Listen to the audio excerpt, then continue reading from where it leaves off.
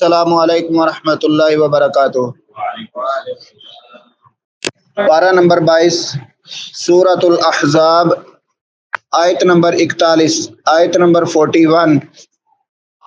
اعوذ باللہ من الشیطان الرجیم، اعوذ باللہ من الشیطان الرجیم، بسم اللہ الرحمن الرحیم، بسم اللہ الرحمن الرحیم۔ یا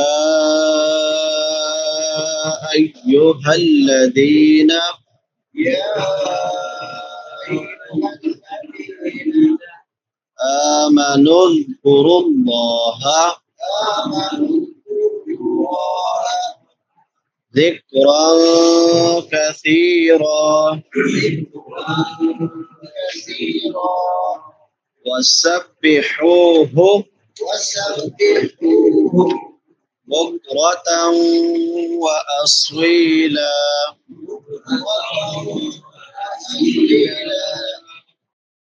یا ایہا الذین آمنوا اذکروا اللہ ذکرا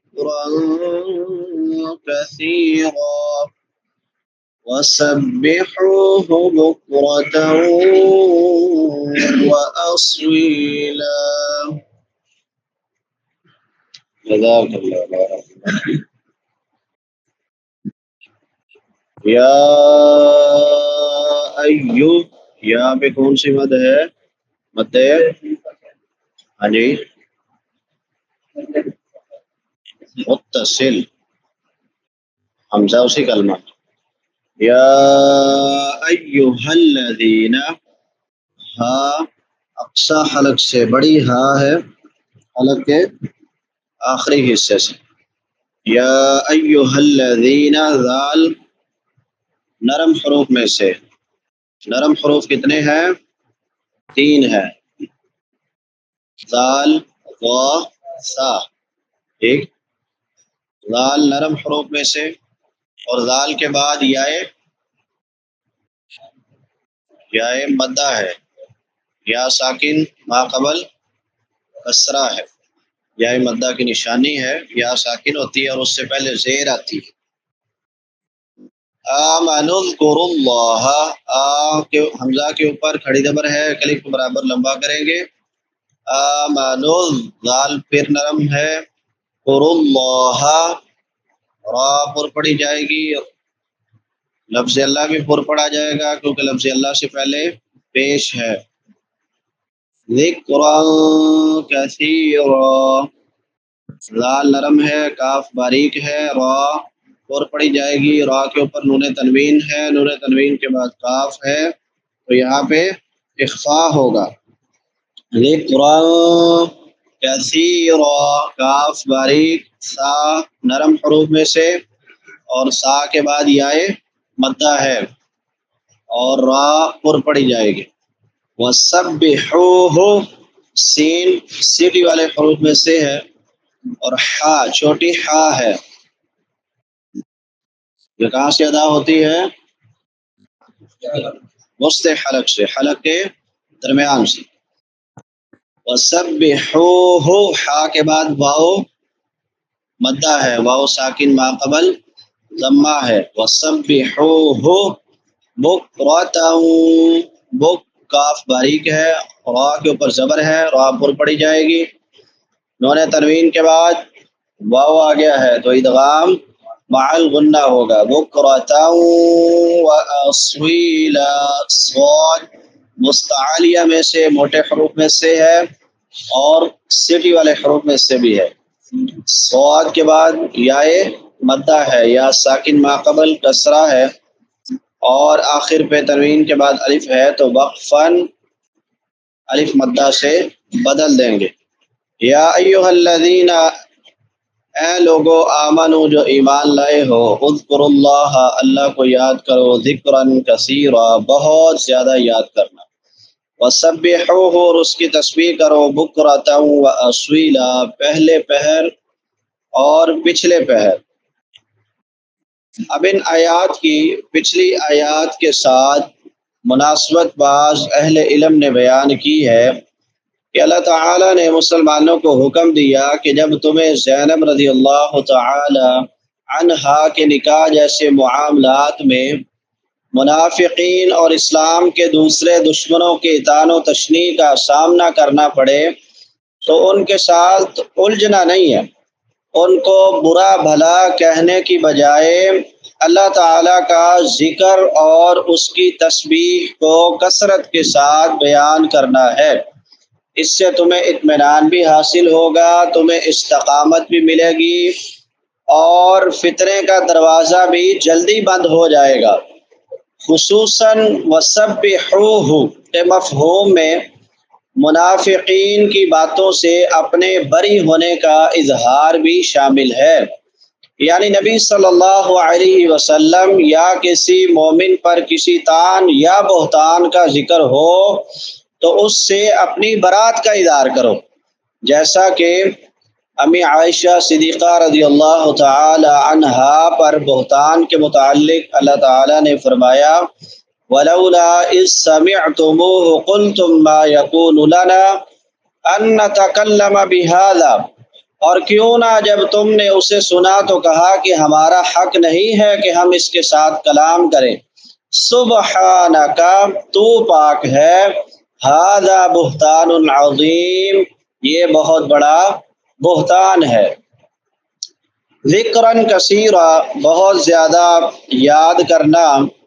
سیدنا عبداللہ بن عباس رضی اللہ تعالی عنہما سے اس آیت اور اس کے بعد کی 2 آیات کی تفسیر ذکر فرمائی ہے۔ انہوں نے فرمایا کہ اللہ نے ہر فرض کی کوئی نہ کوئی حد مقرر کی ہے، لیکن اللہ رب العالمین کا ذکر جو ہے اس کی کوئی بھی حد مقرر نہیں ہے۔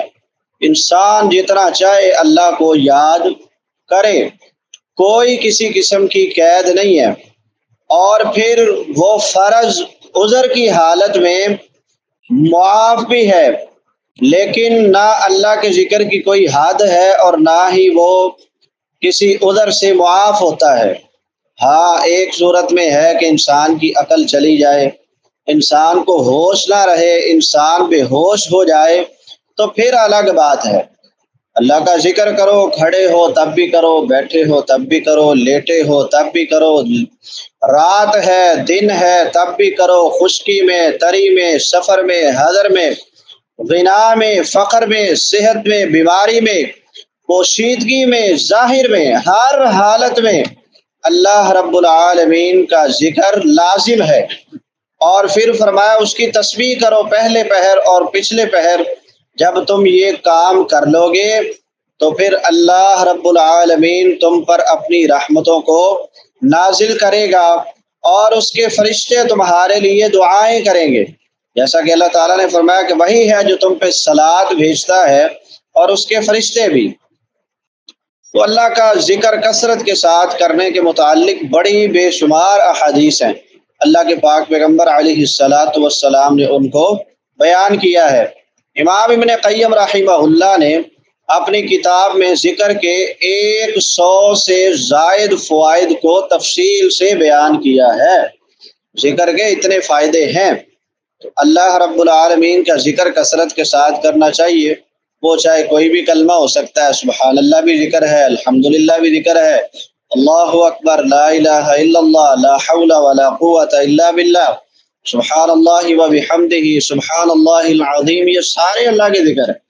تو کسی بھی طرح کا ذکر اللہ رب العالمین کا کرنا چاہیے انسان کو، اور کثرت کے ساتھ کرنا چاہیے۔ وَسَبِّحُوهُ بُكْرَةً وَأَصِيلًا، اس کی تسبیح کرو پہلے پہر اور پچھلے پہر۔